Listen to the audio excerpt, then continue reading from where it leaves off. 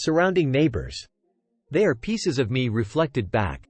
Steve is the guy who leaves his side door to his garage to welcome someone's bad and deserving day.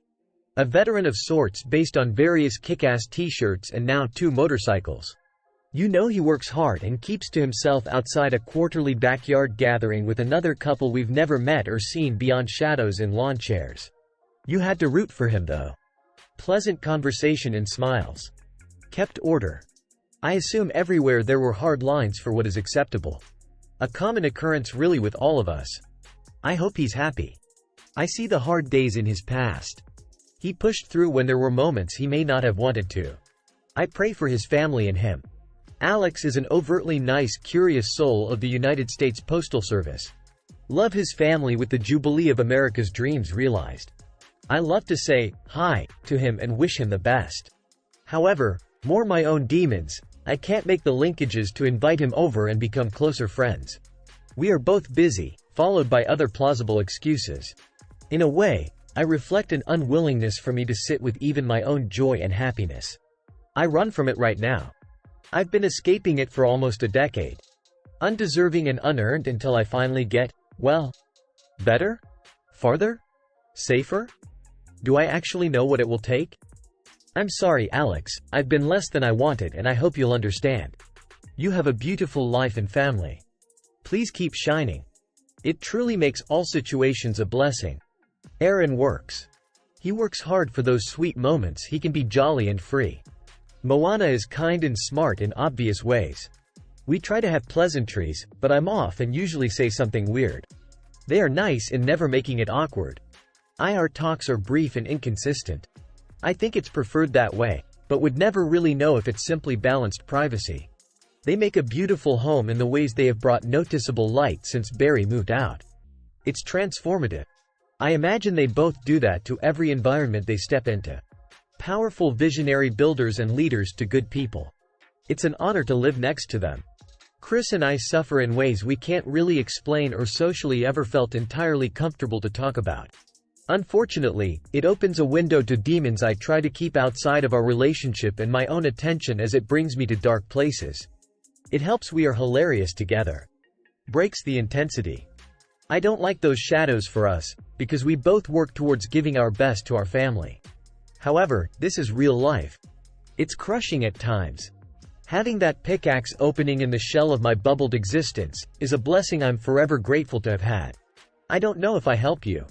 I want to always be of service even when I'm barely holding on myself.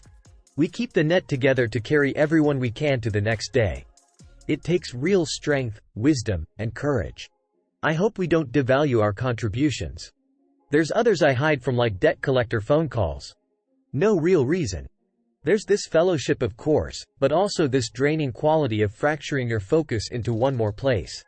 All friended up, is what Kyle says. I don't want to subscribe, but the risk of even having to invest one more place is daunting. For me, it's more of a twisted, it's better to never have loved, so skip the loss for both of your sakes. Maybe that's harsher than I believe appropriate.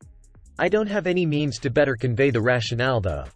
Love you from a distance and not because of any reason other than to avoid inflicting pain.